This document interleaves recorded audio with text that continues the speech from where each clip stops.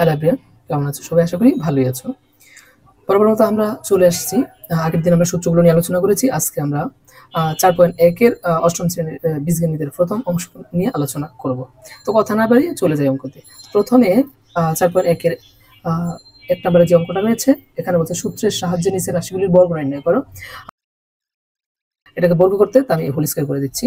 এখন হচ্ছে এই 5a + 7b, 5a কে বলবো a আর 7b কে বলবো b। যদি হয় a আর a প্লাস b, তাহলে সূত্র হবে a plus b whole square. a plus b whole square সূত্র হলো a square plus 2a। a হচ্ছে 5a, 2a, b, b হচ্ছে কি 7b। a square plus 2ab plus এই 7b হোল স্কয়ার, এটা পেলাম।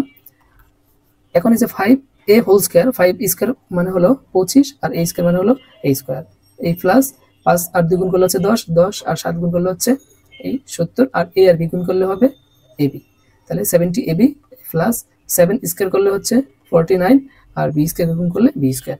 কোথা থেকে পেলাম সূত্রটা? আমরা জানি a plus b whole square সমান সমান a square plus 2ab plus b square. এই সূত্রটা থেকে আমরা এই অ্যান্সারটা বের করলাম। জাস্ট এখানে আমাদের অ্যান্সার শেষ। তো ঠিক যদি এইভাবে আমরা পরের এখান থেকে আরো 2 অঙ্ক করার চেষ্টা করি।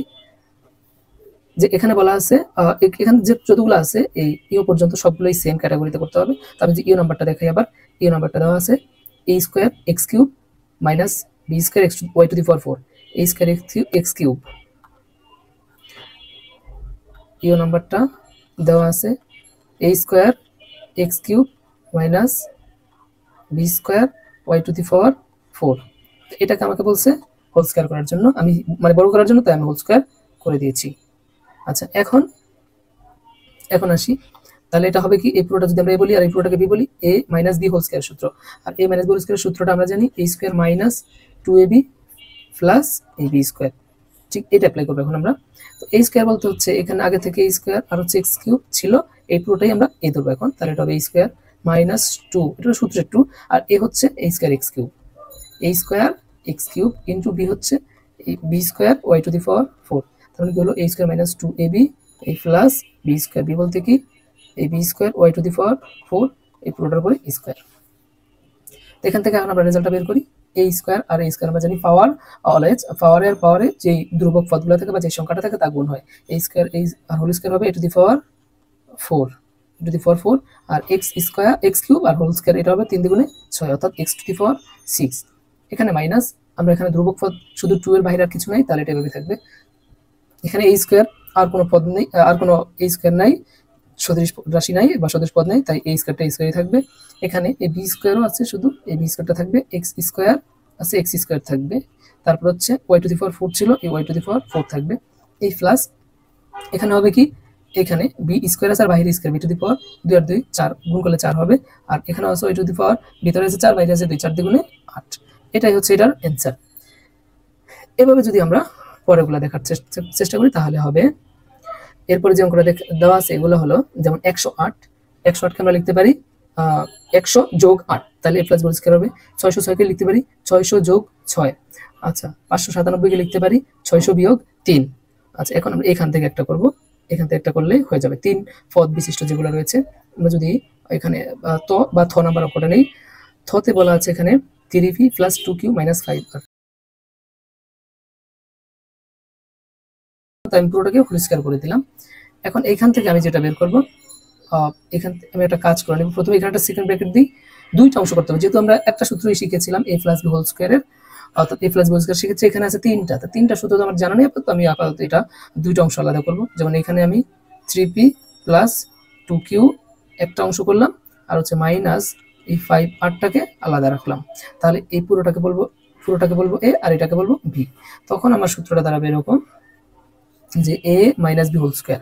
তাহলে সেই ক্ষেত্রে আমার সূত্রটা হচ্ছে a স্কয়ার, a স্কয়ার বলতে 3p plus 2q, a square minus 2ab, 2 into ab, a বলতে আছে 3p plus 2q into b বলতে b আছে 5r।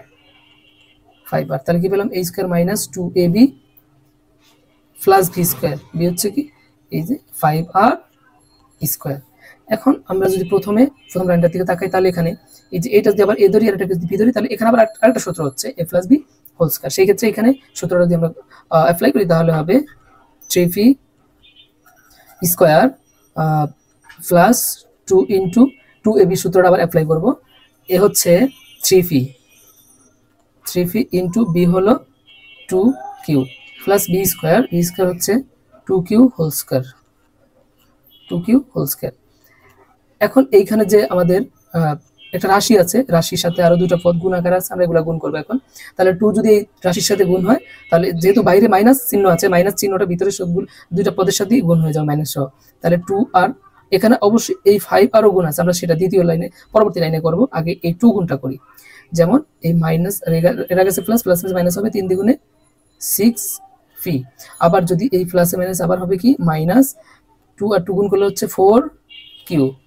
এখানে আমি আবার ব্র্যাকেট অ্যাপ্লাই করি, আর এই পাশে যে 5r ছিল সেই 5r রেখে দিচ্ছি, কারণ 5r এর সাথে গুণ রয়েছে। এখানে প্লাস এই যে 5r হোল স্কয়ার, এটাকে করে ফেলি। 5 স্কয়ার মানে হচ্ছে কত 25, আর হলো এই r স্কয়ার। আমি এখন এই লাইনটাকে আবার সাজিয়ে লিখতে পারি। সেক্ষেত্রে আমার এখানে অ্যান্সারটা দাঁড়াবে 3p হোল স্কয়ার হবে 9p স্কয়ার। 3 স্কয়ার মানে 9, অর্থাৎ দুইটা 3 এর গুণফল। প্লাস এখানে হবে কি 3 দ্বিগুণে 6, 6 দ্বিগুণে 12, তাহলে হবে কত 12p কিউ। আচ্ছা, এইখানে হবে প্লাস 2 স্কয়ার মানে হবে 4q স্কয়ার, এটা স্কয়ার। আচ্ছা, এই মাইনাসটা অলরেডি গুণ হয়ে গেছে, আগে গুণ হয়ে গেছে মাইনাসটা। চাইলে এখন আর আমরা গুণ করবো না মাইনাসটা, কিন্তু তাহলে কিন্তু আমাদের এই ব্র্যাকেটটা দেওয়া রং আছে, তাহলে ব্র্যাকেটটা আমাদেরকে বুঝতে ভুল করবে যে এই মাইনাসটা হয়তো আবার গুণ হবে।